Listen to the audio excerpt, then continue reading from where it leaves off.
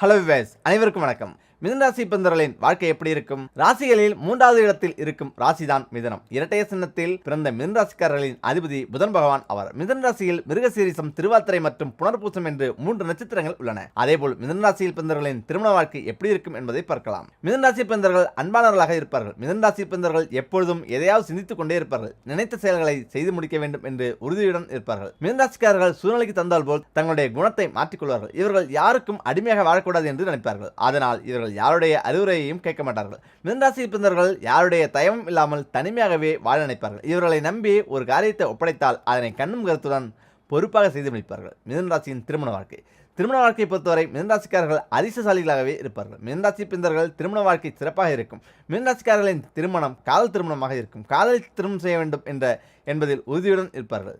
மிதுன ராசி பிறந்தவர்களுக்கு வரப்போகும் வாழ்க்கை துணை அழகானவராகவும் நல்ல அறிவும் இருப்பவர்களாக இருப்பார்கள். இவர்களுக்கு வரும் வாழ்க்கை துணை வசதியானவராக இருப்பார்கள். வரப்போகும் வாழ்க்கை துணையால் இவர்களுக்கு பெயரும் புகழும் கிடைக்கும். வாழ்க்கை துணையின் அதிர்ஷ்டத்தால் மிதுன ராசி பிறந்தவர்கள் முன்னேற்றம் காண்பார்கள். வாழ்க்கை துணையுடன் சிறு கருத்து வேறுபாடுகள் காணப்பட்டாலும் ஒருவருக்கொருவர் விட்டுக் கொடுத்து ஒற்றுமையாக வாழ்வர். திருமணத்துக்கு பின் இவர்களுக்கு பதவி உயர்வு, சொந்தமாக வீடு அல்லது நிலம் வாங்குவது போன்ற நல்ல நிகழ்வுகள் ஏற்படும். மிதுன ராசி பிறந்தவர்களுக்கு பெற்ற பிள்ளைகளாலும் நல்ல பெயரும் புகழும் கிடைக்கும். பிள்ளைகளின் வளர்ச்சி மிதுன ராசிக்காரர்களுக்கு சந்தோஷத்தை கொடுக்கும். மிதுன ராசிக்காரர்கள் திருமணத்துக்கு பின் சிறப்பாக வாழ்வார்கள். அதேபோல இந்த பொருள் உங்கள் வீட்டில் இருந்தால் அதிர்ஷ்டம் தேடி வரும். உங்களில் பலரும் இதுபோல வார்த்தைகளை கேள்விப்பட்டிருப்பீர்கள். ஒரு கல்யாணம் பண்ணா அவன் வாழ்க்கை மாறிடுச்சு, இந்த வீட்டுக்கு குடி வந்ததுதான் ராசி, குழந்தை பிறந்ததும் வீட்டுக்கு அதிர்ஷ்டம் வந்துருச்சு, இதுபோல நீங்கள் பல நபர்கள் சொல்லி கேட்டிருப்பீர்கள். இது எல்லாம் அதிர்ஷ்டம் இருந்தால் மட்டுமே நடக்கும். அந்த அதிர்ஷ்டத்தை உங்கள் வீட்டுக்கு கொண்டு வருவது பற்றி தான் இந்த வீடியோவில் பார்க்க போகிறோம். அதாவது ஒருடைய ஜாதகத்தில் தீராத தோஷம் இருந்தால் அவர்களுக்கு வாழ்க்கையில் அதிர்ஷ்டம் என்பது துளியும் இருக்காது. மேலும் உங்கள் வீட்டில் வாத்து பிரச்சனை இருந்தாலும் அதிர்ஷ்டம் என்பது இருக்காது. பலர் அவர்கள் பூர்வ ஜென்மத்தில் செய்த பாவத்தின் விளைவாக கூட அவர்களுக்கு அதிர்ஷ்டம் கை கொடுப்பதில்லை. மற்றவர்களுக்கு கெடுதல் நினைப்பவர்களுக்கு அடுத்தவர்களை பார்த்து பொறாமைப்படுபவர்களையும் அதிர்ஷ்டம் கிடைக்காது. இதில் ஏதாவது ஒன்றின் மூலம் அதிர்ஷ்டம் நம்மளை நெருங்காது. அதற்கு சில பரிகாரங்கள் செய்வதன் மூலம் அதிர்ஷ்டம் நம்மளை தேடி வரும். இப்படி அதிர்ஷ்டம் நம்மை தேடி வர உதவும் ஒரு பொருளை பற்றி தான் பார்க்க போகிறோம்.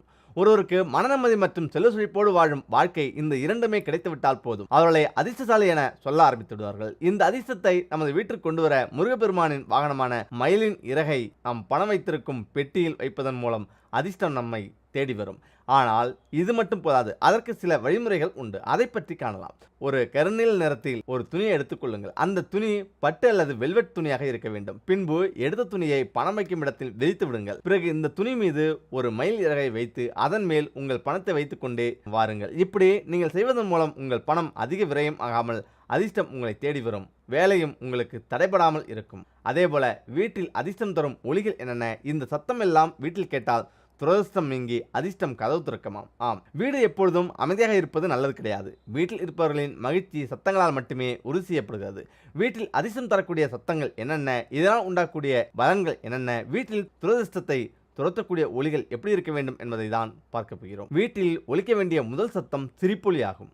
மகிழ்ச்சியான இல்லங்களில் லட்சுமி குடியிருப்பதாக சாத்திரங்கள் கூறுகின்றன. அழுகை சத்தம் இல்லாமல் சிரிப்பு சத்தம் கேட்கும் இல்லங்களில் மகாலட்சுமி மகிழ்ச்சியுடன் குடியிருப்பாள். இதனால் தான் அழுகை இருக்கும் இல்லங்களில் தனவரவு தடைபடுகிறது. கணவனால் மனைவி அழுவதும் பெற்றோர்களால் பிள்ளைகள் அழுவதும் கூடாது.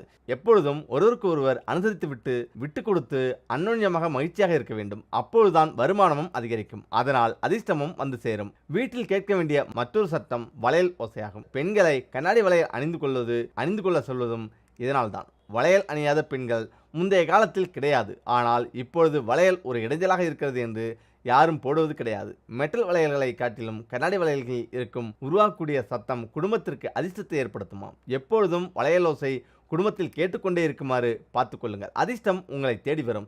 அதேபோல மரக்கலங்களில் இருந்து இசைக்கப்படும் இசை, ஒலிக்கப்படும் ஒலி போன்றவற்றையும் குடும்பத்திற்கு அதிர்ஷ்டத்தை கொடுக்குமாம். வீடுகளில் மரத்தினால் ஆன இசை ஒலிகளை எழுப்பக்கூடிய அலங்காரங்களை செய்யலாம். மரத்தினால் ஆன இசைக்கருவிகளையும் வாங்கி அழகிற்கு வைக்கலாம். இப்படி அமைக்கப்படும் இல்லங்களில் குபேரவாசம் இருக்கும். இவர்களுக்கு தங்கு தடை இல்லாத வருமானம் இருக்கும். குடும்பத்தில் சில்லறை நாணயங்கள் உடைய சத்தமும் கேட்க வேண்டும். குறிப்பாக பூஜை அறையில் இந்த சத்தம் கேட்குமாறு வைத்திருந்தால் மகாலட்சுமி வாசம் குறைவில்லாமல் இருக்கும். துரதிர்ஷ்டங்கள் நீங்கி அதிர்ஷ்டங்கள் வருவதற்கு சில்லறை நாணயங்களை ஒரு கண்ணாடி பவுலில் போட்டு பூஜை அறையில் வைத்துக் கொள்ளுங்கள். நாணயங்களை கொண்டு விக்கிரகங்களுக்கு அர்ச்சனை செய்வது, அன்றாட செலவுகளுக்கு அதிலிருந்து நாணயங்களை எடுத்து பயன்படுத்துவது போன்றவை தொடர்ந்து செய்து வந்தால் அந்த குடும்பத்தில் அதிர்ஷ்டம் வரும் என்கிற நம்பிக்கை உண்டு.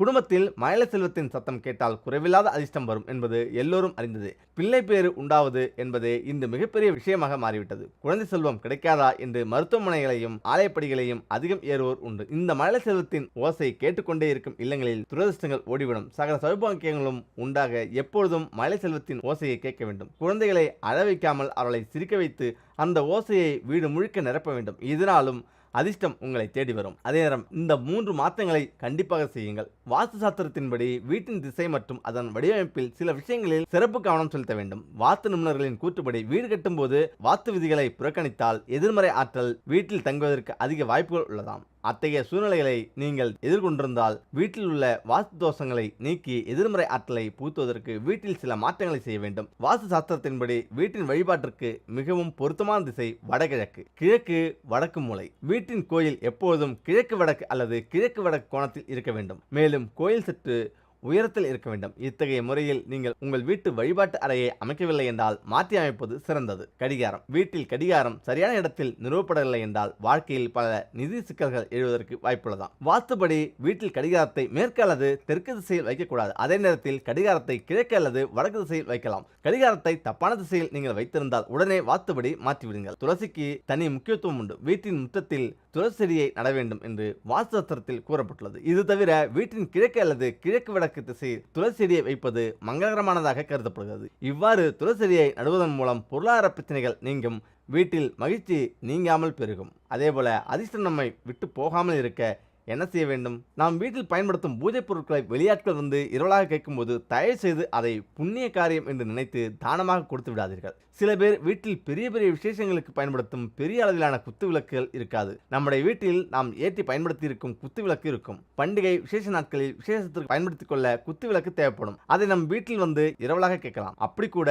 நம் வீட்டில் ஏற்றிய குத்து விளக்கை அடுத்தவர்களுக்கு இரவலாக கொடுக்கக்கூடாது என்று சொல்லப்பட்டுள்ளது. அதாவது நலுங்கு வைப்பதற்கு, ஹோமம் வளர்ப்பது, வீட்டில் பெரிய பூஜைகள் வைப்பது, இப்படிப்பட்ட பெரிய விசேஷங்களை நடத்தும் போது குத்து விளக்குக்கு முதல் இடம் உண்டு. நம் வீட்டில் ஏற்றி வழிபாடு செய்த குத்து விளக்கை அடுத்தவர்களுக்கு நாம் இரவலாக கொடுக்கும்போது நம் வீட்டில் இருக்கும் ஐஸ்வர்யம், லட்சுமி, கட்டாயம், அதிர்ஷ்டமும் அவர்களது வீட்டுக்கு செல்வதற்கு வாய்ப்புள்ளது. முடிந்தவரை குத்து விளக்கு, பஞ்சபாத்திரம், கலசம் என்று சொல்வார்கள். அதாவது வீட்டில் விசேஷ பூஜைகள் வைக்கும்போது, ஹோமங்கள் நடக்கும்போது நூல் சுற்றி கலசம் நிறுத்துவார்கள் அல்லவா? செம்பு, பித்தளை சொம்பு, இப்படிப்பட்ட நம் வீட்டில் பூஜைக்கு பயன்படுத்திய பொருட்களை எல்லாம் எக்காரணத்தை கொண்டும் அடுத்தவர்கள் வீட்டு விசேஷத்திற்கு இரவல் கொடுப்பது அவ்வளவு சரியான முறையல்ல. உங்கள் வீட்டில் இருக்கும் நேர்மறை ஆற்றல் அவர்கள் வீட்டிற்கு சென்றுவிடும். பழுதான பழைய பூஜை சாமான்களை கடையில் கொடுத்துவிட்டு அதற்கு பதிலாக வேறு பொருட்களையோ அல்லது காசாகவோ வாங்கிக் கொள்ளலாம்.